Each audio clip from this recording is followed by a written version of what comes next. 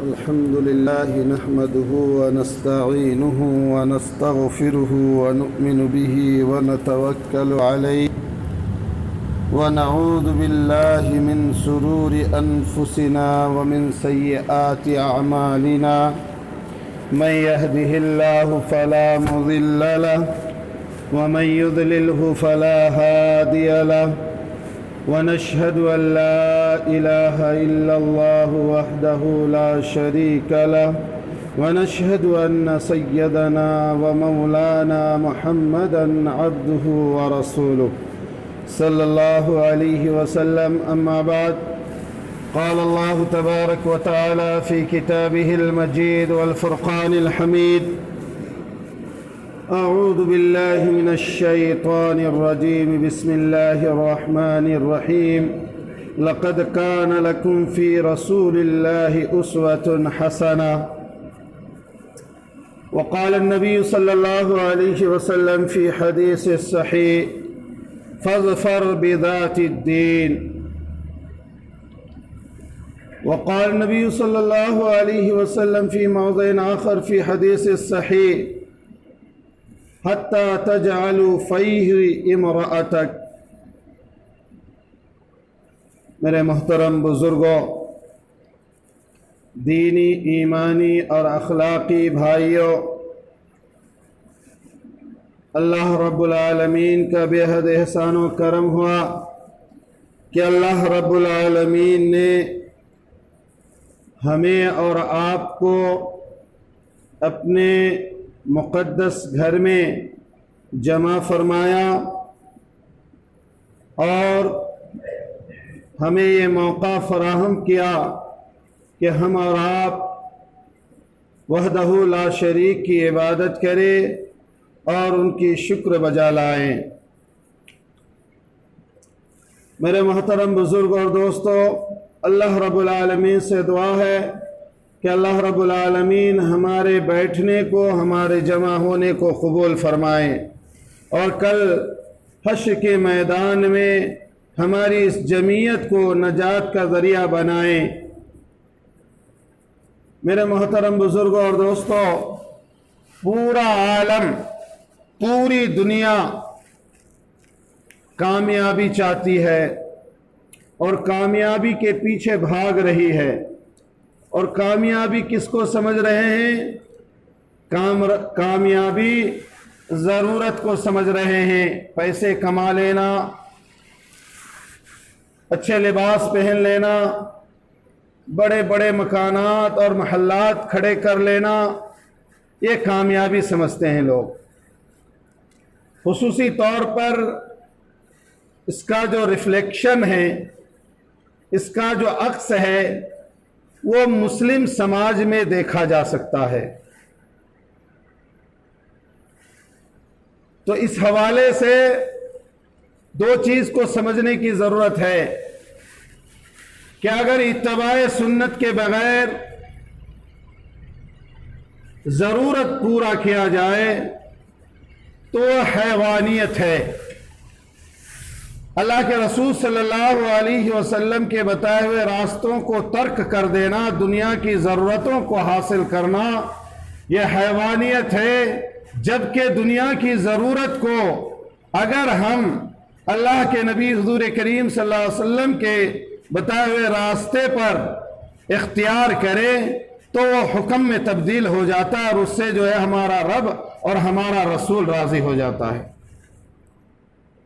چنانچہ اعدائے دین اور اتباع سنت میں کامیابی اللہ رب العالمین نے 100% رکھا ہے۔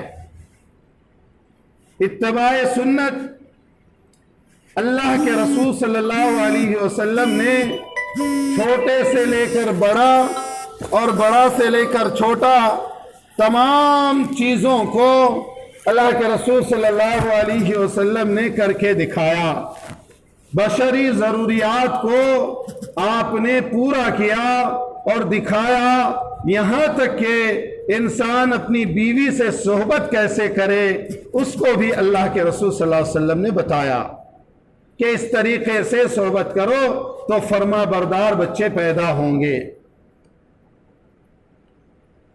اللہ کے رسول صلی اللہ علیہ وسلم کی ایک حدیث ہے، آپ نے وہ حدیث پڑھی تو صحابہ کرام نے جو ہے پوچھا کہ اللہ کے رسول صلی اللہ علیہ وسلم اس پر کیا اجر ہے؟